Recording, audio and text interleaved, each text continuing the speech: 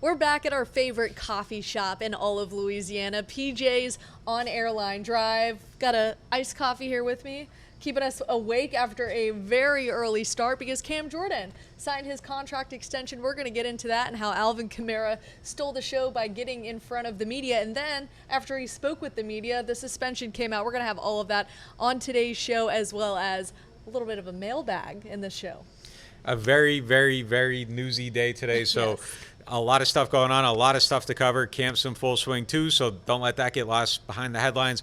We are coming to you, as Brooke said, from PJ's on Airline. They're our presenting sponsor. We definitely appreciate them every single day, and that's where you should start your day every single day. And we're kind of in the mobile Toro Hospital podcast studio. We brought the set out here today to record from this location. But if you need healthcare, make sure you go check them out. And if you got to buy a car, check out my guy, Matt Bowers. I buy all my cars from him. Maybe I have more than one. I don't know. You guys are going to have to try to find out. But I trust him with that every time I need to get a car. He's my guy that I check out. The NewOrleans.Football show is proudly presented by PJ's Coffee. PJ's Coffee has some of the best drinks that you can find. They have locations all over the city. They have pastries and everything else you need to get your day started. So go check them out. At Toro, we were born for moments like this. From bringing new bundles of joy into the world to delivering what new mothers need to stay healthy. Born to keep hearts beating strong and to keep seniors active and healthy for years to come. Because at Turo, we deliver more than babies. From heart care to cancer care and newborns to seniors, at Turo, we're born to care. For fast relief coffee. Mike Hoss here. When the AC goes out and it's hot outside, every second counts. For over 40 years, Keefe's AC Heating and Electrical has helped thousands of families stay cool in the sizzling hot months. Keefe's Get You Cool in 3 hours or less guarantee is what our customers love the most. On the North or South Shore, call Keefe's. We'll get you cool in 3 hours or less guaranteed. Keefe's Air Conditioning and Heating. And now electrical. For fast relief, call Keefe. Moe's Barbecue is located in Metairie. They have your game day needs taken care of. Whether you're tailgating or watching the Black and Gold or LSU at home with friends, Moe's has you covered. Order pulled pork, wings, ribs, sides, and more. Come in with the family for lunch and dinner, as our kids' meals will please even the pickiest of eaters. Tailgating, parties at home, lunch and dinner, Moe's Barbecue will handle it all. Moe's Original Barbecue, 1101 North Causeway Boulevard between 48th and 49th Street in Metairie. Call 504-407-5333 for your catering order today. 504-407-5333. Moe's Original Barbecue in Metairie. Hardhide Ponchatoula Strawberry Whiskey is an 86 proof blend of aged wheat bourbon, American light whiskey, and fresh Ponchatoula strawberries. Blended in New Orleans, it is not for the thin-skinned. Look for it in your favorite stores, bars, and restaurants. You better call Botto if you need legal help with any of the following: car wrecks, offshore injuries, 18-wheeler collisions, maritime and Jones Act hurricane and storm claims. You better call Botto at 504-323-7777 or 985-303-7777 for your free consultation and case review. NewOrleans.Football is proud to be sponsored by Firehouse Subs. Make sure you check out their location on Veterans Boulevard. All right, let's get into the show.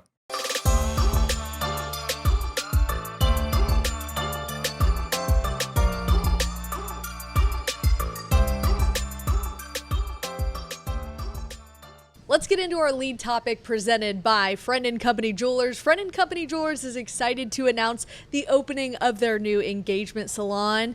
The fleur-de-lis earrings and necklace that I'm wearing are specifically priced for our NOF listeners, so go check them out. And the lead, which we know the moment, is Alvin Kamara. We're going to talk about that a little bit later, but the lead, based on the order of things happening today, is Cam Jordan finally signing his contract extension. How big was that to finally get done?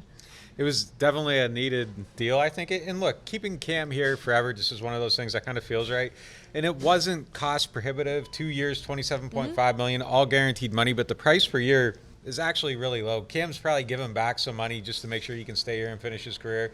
I like the deal for them, though. I think Cam's someone that's kind of a pillar of the locker room. He sets the culture. All that stuff I think is very important. It's not that big of a deal because they never make it a big deal. There's no holdout. There's no drama. There's no, we're seeing that around the league. With Cam, it's always like, I even asked him, I'm like, you remember when Tom Brady talked about, hey, I'm a veteran. I like to be wooed or whatever. He's never bothered with any of that. They get this done. almost a year ahead of time every time. So they never make it a big deal. But I'm kind of glad they gave him that moment. He flew his dad in. He had his family there, whatever, too. Instead of just having this thing that quietly gets done in the summer every once in a while, they wanted to celebrate and note that it's something special. But it's one of the better relationships in the league. Obviously, it's 13 years running. You mentioned Tom Brady. Cam being Cam, looking at his wife Nikki in the audience and saying, "Don't pull a Tom Brady on him, on me." But the one thing I loved about this is I know people probably like, well, why did they make it a big deal? Why was there a press conference? Like, it's just a contract extension. It is incredibly rare in the NFL when a player is drafted by a team and can finish their career out. And not only that, Cam has meant a lot to this group in the locker room, on the field, sack leader, you name it. He's most likely going to be a Hall of Famer once his career ends. I thought it was important for the Saints to get ahead of this and to fly, like you said, fly his dad out and get to do this with his family, right? Yeah, no, it was cool to see him do it with his family. And look, it's nice to mark these moments sometimes. The way Cam's playing and kind of, handling the aging process, I wouldn't be shocked if there is one more deal after this. Like if Cam wants to play Could you another imagine? one. 16, 17? It's not. That's what it would be if it was added. Yeah, it's not out of the question, though. Like, I could see him potentially being at that spot. Dennis Allen said today that Cam is still one of the better complete defensive ends in the NFL. He stops the run really well. He rushes the passer.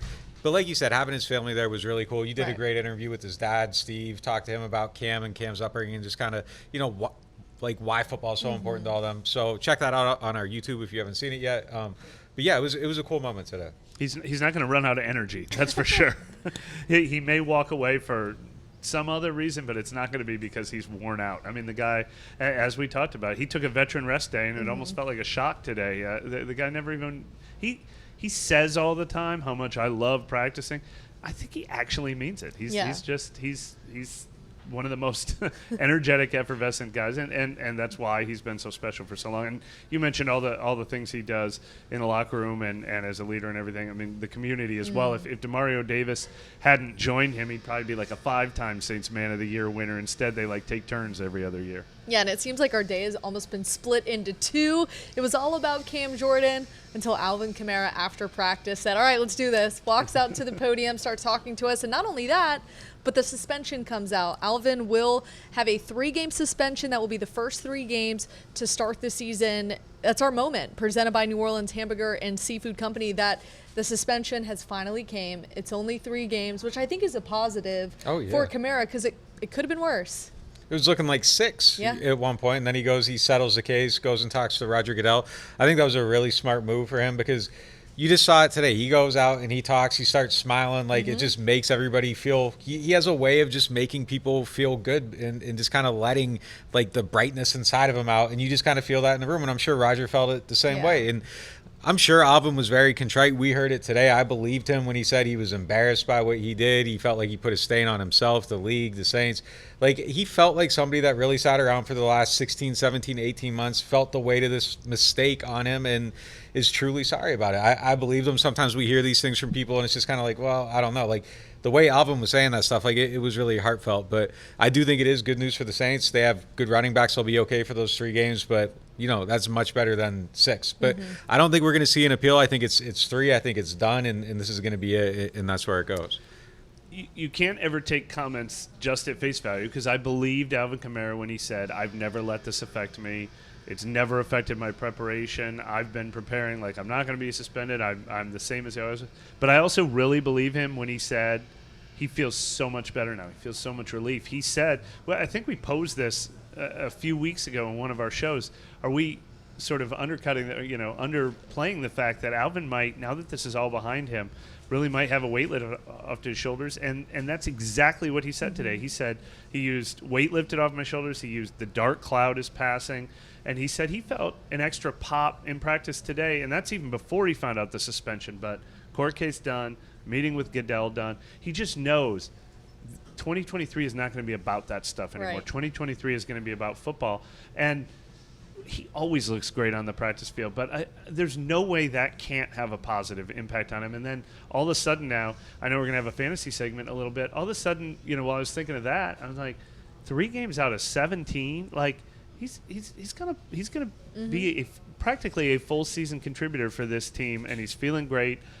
It's hard not to think that's all going to add together to mean not to mention everything that he smiled and talked about happy when he was talking about how they're using him in the passing game. 3 games off might be a good thing for a running Sure. back that's his age. Like, it really might be a good thing, especially if they make the playoffs. Taking a little mileage off, not necessarily terrible. And it's hard to pick just one thing, Alvin Kamara said, and I believe almost a 20-minute interview. That's why we're going to post it for you guys. It's going to be up on our website so you can watch the entire thing. But one thing that really stood out to me now that we finally got to talk with Alvin Kamara was the fact that he finally got to talk about this new quarterback, this offense, and how he's going to be more involved as a pass catcher. What did you take from that, Mike? Yeah, like I said, the quote was happy, like, and he even joked.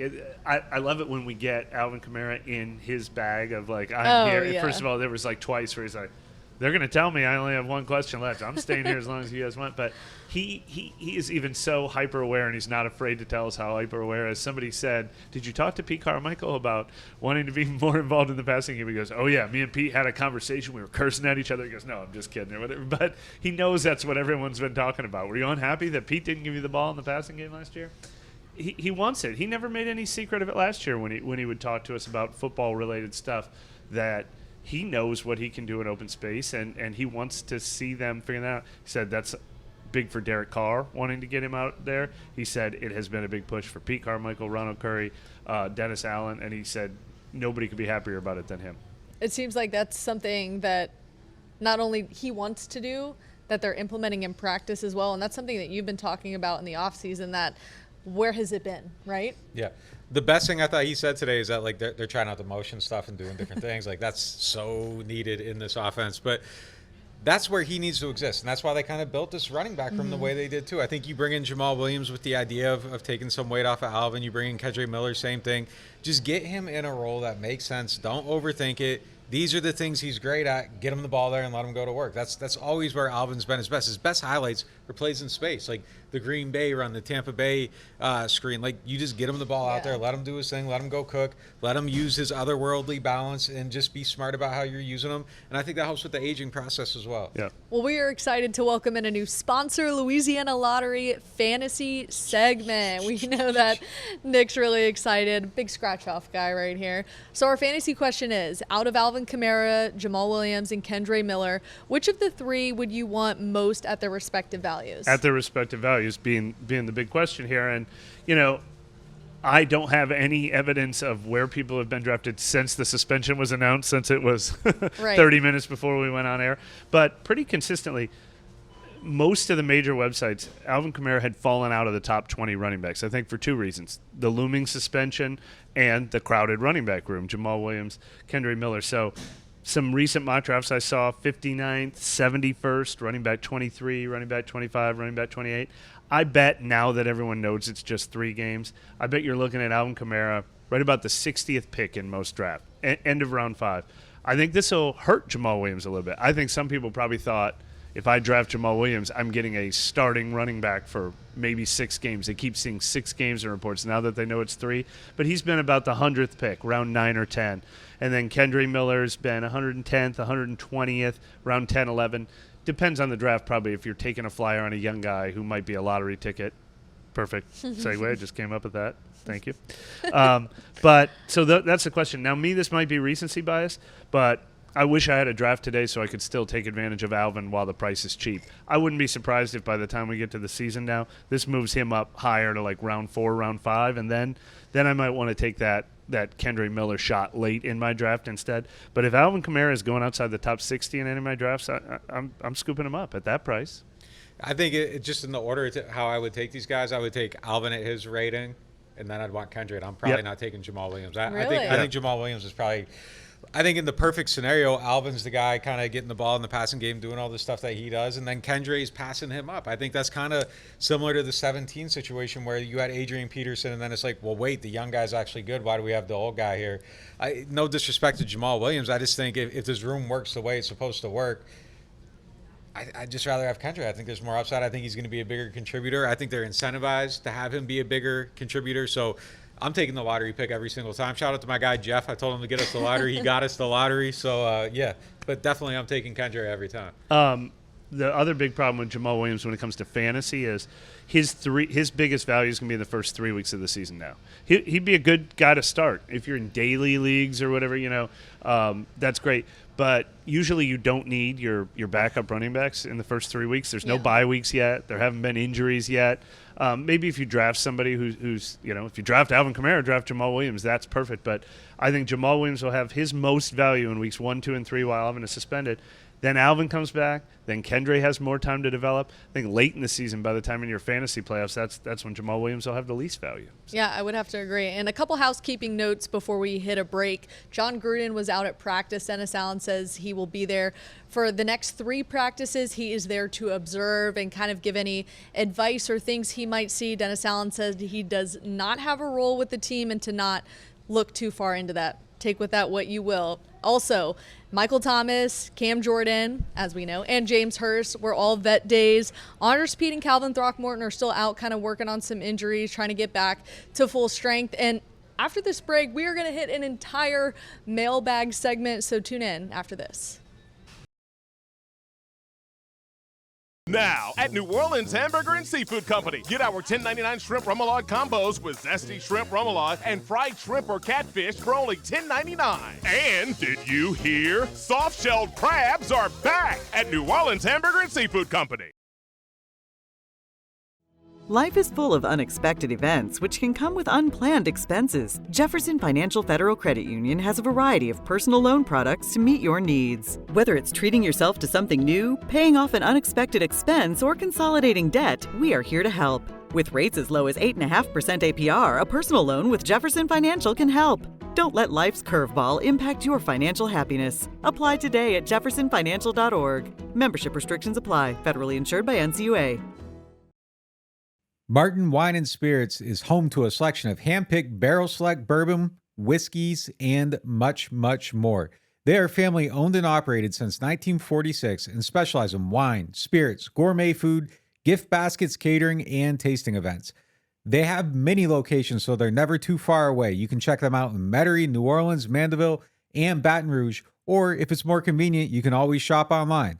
Whether you're a wine novice or a seasoned collector, you'll enjoy the Martin Wine and Spirit experience. Turn up the heat with new games from the lottery. For a sizzling start, play Hot 8. Win up to $8,000. Twist your way to winnings with Cherry Twist. Win up to $18,000. It's not your parents' crossword. Play Crossword Explosion. Win up to $30,000. Bigger, better, top prizes. Play $250,000 money bags. Top prize on this game, a whopping $250,000. Enjoy all 4 hot new games from the lottery. I have to give a shout out to the NOF listeners and the guys that are tuning in, guys and gals that are tuning in with us on social media. You killed it on the mailbag questions, so much so that we are going to do pretty much half of an episode or 3/4 of an episode. It was going to be a full episode until Cam Jordan signed an extension, Alvin Kamara. They stole their thunder. But we're still going to get as many questions in as we can in this show. We're going to start with our Martin Wine and Spirits question of the day. Martin Wine and Spirits is home to a wide selection of hand-picked barrel select bourbon, whiskeys, and more. Let's get into our first question. Do you think that with Jake Haener performing well, it makes Jameis Winston a potential trade piece? I love this question because I think we're leaning toward yes, but we won't really know, right, until joint practices or preseason games when we really see what Haener can do. Is that fair? Yeah, I think that's fair. I've been Jameis as a trade chip for a while. Like, I think it's just something that would make sense. And even if Haener isn't great, like if you have enough value coming back, you still got Taysom Hill. If something goes sideways, you could put him in there. But I think if Haener is playing well, they actually have that belief in him to be a backup quarterback.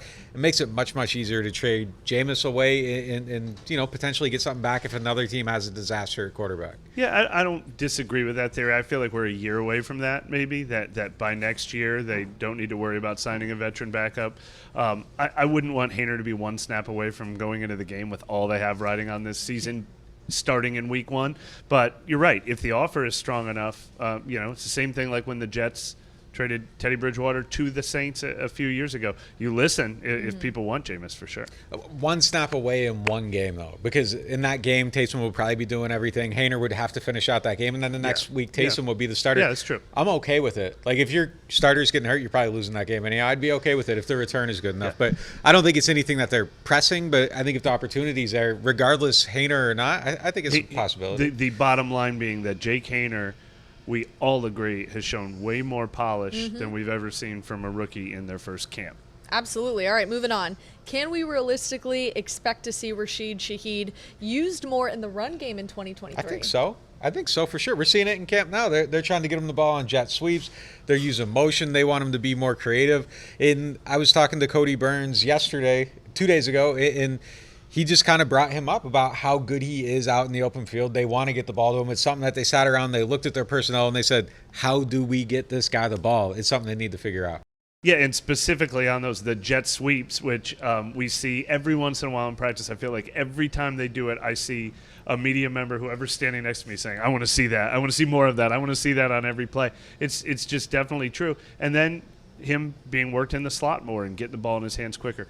Anything they can do to creatively get him the ball quickly, get him open in space, and the deep balls, but in addition to the deep balls. All right, long question coming up, which is kind of hard to answer this one because Michael Thomas had a vet's rest day, but we're going to give it to you guys anyways. Has Marshawn Lattimore mostly been working against Michael Thomas in practice? Does that say the team sees Mike as wide receiver 1? I think they always do, but we're going to keep going. Is there a pessimistic view that MT is washed? Or has he given y'all enough to say he'll be close to prime Thomas if healthy? I don't think anyone has gotten to the point to where they say Michael Thomas is washed, at least from the media, right? No, I'm not saying that. I'm not saying he's prime Thomas yet either. That's a very, very high bar, greatest wide receiver of the modern times. I don't know. He's in that conversation.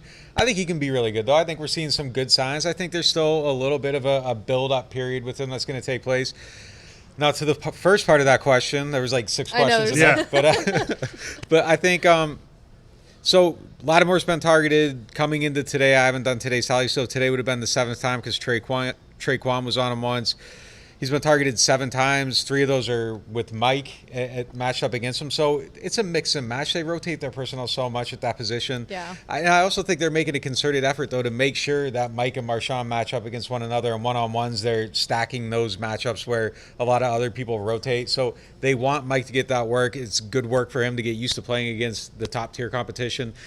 But is Mike the number 1 receiver? I don't know. It's either him or Olave. Well, I think the premise of that question is sort of, we keep talking about when Mike goes against Marshawn. So are they asking, is Marshawn shadowing Mike in camp? And that is not happening. It's not like Marshawn switches sides of the field and shadows Mike Thomas, which he might do during NFL games with number 1 receivers. But no, it's a moot point. And I think if Mike Thomas is healthy, depending on the types of cornerbacks that teams have, maybe a more physical receiver would guard Mike, maybe a faster receiver would guard Chris Olave. But I think they're enough of a 1-1A duo that they might be the kind of team that the corners just stay on the right and left side against. But it's not a case where they're like, Marshawn has to follow Mike all over the field. Olave is wide receiver 1 type of potential as well. If I was a defense and I was matching up against the Saints and I had a top-tier Marshawn level cornerback, I would put that guy on Mike, and I would put the double team bracket on Olave because you just have more downfield threat. But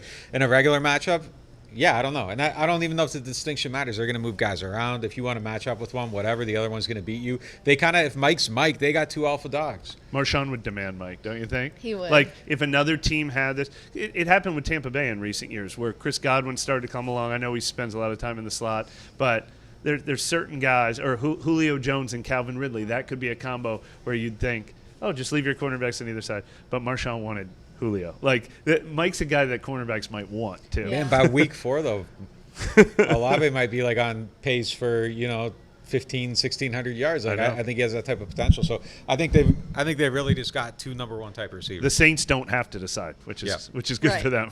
Getting into the quarterback conversation, The Athletic released their overall quarterback rankings, putting Carr at 14th. Do you think he can crack the top 10 by this time next year, given the strength of the overall roster? Yeah, I mean, obviously it's a subjective list, and obviously he can. I mean, if the Saints go 2 rounds into Right. the playoffs with a division title, Carr will get a boost for that alone. I mean, there's a tier he's not going to crack. Mahomes, Burrow, Allen, Herbert, Hurts, Lamar Jackson, maybe Trevor Lawrence or whatever. But once you get past 5, 6, it's Dak, it's Deshaun Watson, it's Kirk Cousins, it's Daniel Jones, and a lot of those become a what have you done for me lately. I definitely think Derek Carr can sort of be the same caliber of quarterback that he's always been, and everything around him is going to give him a chance to succeed. The team, the division, the offense, the playmakers. For all those reasons, I think he's going to be in a favorable light, and that might get him ranked in a top 10 this time next year. Yeah, you win 10, 11, 12 games, win in the playoffs. People are going to put you there. He'll have the numbers. So it's really based on team success, I think. All right. Now going to the offensive line. Given that the early part of last season were mired by false starts, do we have any ideas how the offensive line are doing? Are they looking at this? I want to start this one off because I actually noticed a few false starts to start camp, but I think that's maybe just something that's going to happen. I feel like watching camps in previous history, that's something that is slowly getting figured out, especially before the pads come on. It's figuring things out on the line. I didn't see any false starts today, though. You're going to see that, too, I think. Yeah. Just with a new quarterback, they're getting used to the cadence and all that stuff.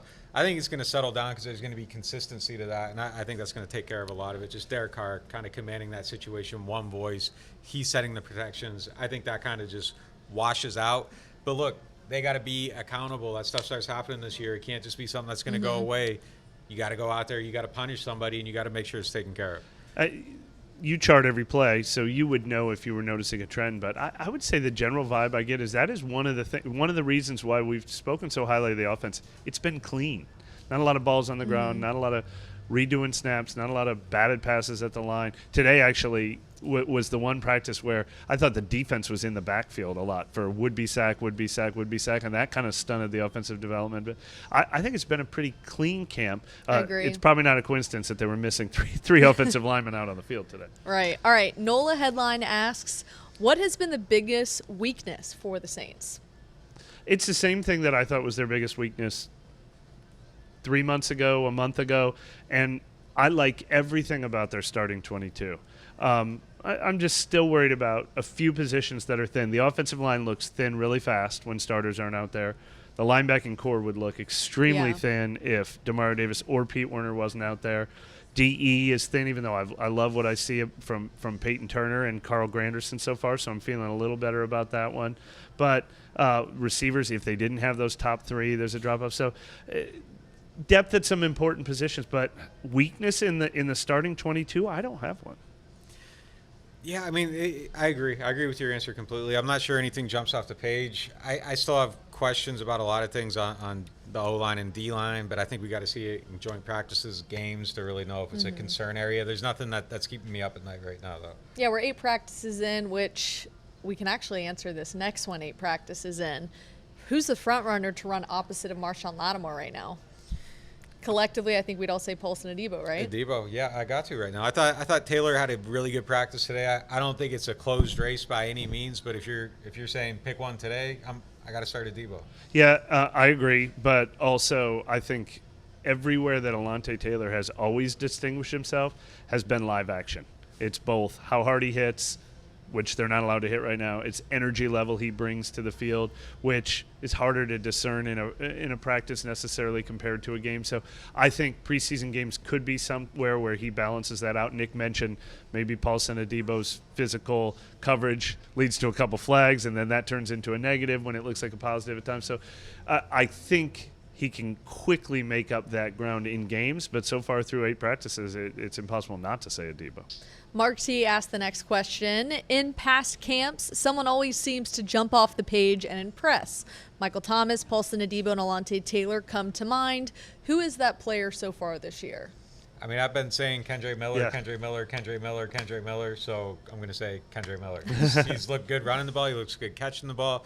I like how he's learning things. I thought it was really interesting to listen to him talk about how he learns, and it's just kind of sitting back in the cut, watching, and then mimicking and going out and doing.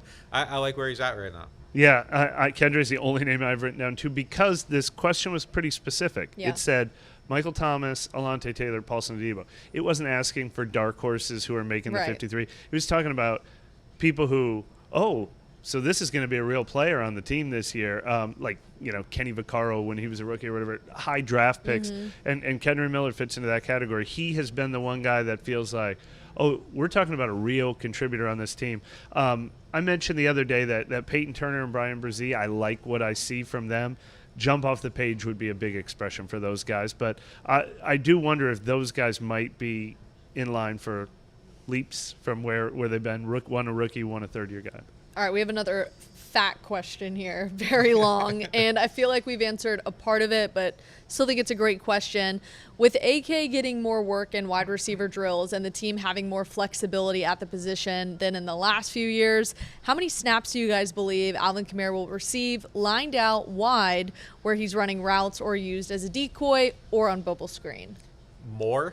I mean, that's just the answer there, I think, is more a higher ratio. That number fell way down last year. It needs to go back to kind of where it was in 17, 18, 19, even 20. So I think he's going to be someone that factors into that mix, and I think that's where they're looking to use him. I think that's why you got the other guys there, because they want to put him out there. They want to use him. And look, if he's out there and he's making plays, I think it helps open things up for everybody. Yeah, they said lined up out wide. They said screens. I think the wheel route is one. Maybe we've seen more than even both of those things in practice, and Derek Carr seems to love throwing it to him. I don't know if he's just looking for him more or if they're actually designing that more.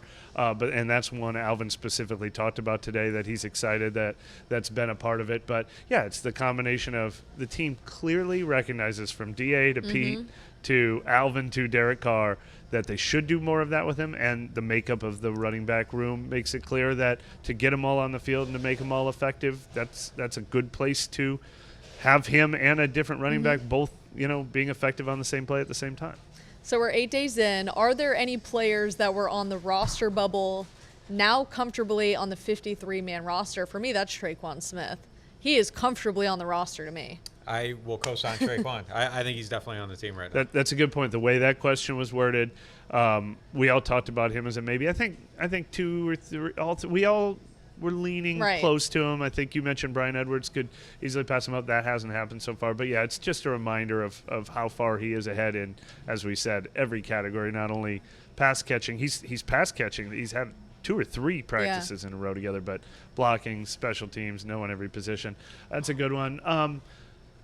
Changed from what we saw before. I know, it's kind of hard. The biggest change that I've made since 9 days ago was predicting. I think I'm getting in another question. Predicting James Hurst ahead of Andrus Peat, but that's not making a 53-man roster question. Getting back to the quarterback, Lopez asks, Derek Carr never had a defense above 20. What would need to happen for history to repeat itself in New Orleans? So we're asking what it would take for the Saints to have a 20 or lower defense. Abject disaster. I don't think it's going to end up there. You'd have to have a lot of injuries. I think the Saints have too much talent. I think Dennis Allen's way too smart to have a 20th or lower defense. He's a defensive mastermind. I like the staff they've built. It would take a domino effect of just extreme follies and disaster and injuries for that to happen. Yeah, I can name the injuries. I mean, it's probably Cam Jordan and it's probably a linebacker. Those are the ones that I think are most susceptible to hurt the team. We saw this team have a top 2 passing defense with Marshawn Lattimore missing half the season last year. We think their depth is awesome in the secondary. So I also would be very surprised to see it. Although I will admit, I didn't think their run defense had the ability to drop off as much as it did last year, so you never know when the bottom drops off. But I think the defense is pretty deep in a lot of places, and the track record is hard to argue with. All right, Mike, you kind of got into this a little bit earlier. Yeah. What are the odds that Hurst starts regardless of injury? He's the front runner to me. I mean, before Andrus Peat got hurt, it was probably 55-45 or 60-40 that I was starting to put him a little ahead of Andrus Peat. But now that Pete's missed a week of training camp, in addition to the fact that the number one thing Hurst had going for him over Peat was availability and Pete's injury history, I mean, he's the front runner. I mean, even more than I would put a Debo ahead of Taylor right now, I think. Listen to AK's interview. He had good things to say about James Hurst. I think he's start. I think he's going to be a starter. If you want me to pick one today, I think he's a starter. All right, Nicholas has our money segment of the day presented by Jefferson Financial Federal Credit Union. This question from Nicholas is, who is winning the punting battle? Does Blake on the team in the past I don't like the way this is framed, so sorry, Nicholas, I'm going to rewrite your question. Does Blake being on the team in the past give him a bigger advantage? Well, I think you got to beat someone out. So it does give him an advantage. If there's a push, I think you go with the guy they've seen him have good seasons. He was really good 2 years ago. I thought he was shaky last year, so maybe having that film out there doesn't necessarily help him by being on the team. The thing with these two guys is that I think both of them have been shaky in camp. You've seen a lot of shank punts from both parties, and you've seen huge legs from both parties. So I think it's a race to consistency. I think games are going to matter a lot.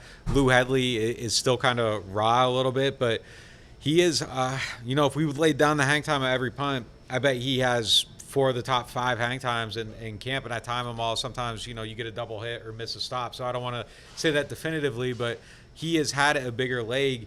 Not to say that Blake doesn't have great hang time, because he does, but Headley, there was one day where he had like 3 or 4 punts that were right around 5 seconds, and that's kind of an outrageous time to consistently hit. And we've seen that, but then you come back and there's one that's like 3.1, and it's just, you got to be more consistent. Yeah, and Blake Gillikin is not that expensive, so I don't know that Headley being cheaper makes up for the difference with Gillikin having the experience. Gillikin was so good 2 years ago. They probably can't unsee that, but coming off a shaky year, it's probably more wide open. I think Will Lutz's track record, because it was multiple years, might be something that would be more of a tiebreaker than that. But yeah, I agree that if it's a tie goes to Gillikin, but it's very possible that he could be beat out, and it wouldn't take, they would just go with the guy who's had the better camp, I think. Pick him one right now, though. I'd keep Gillikin. I think you have to.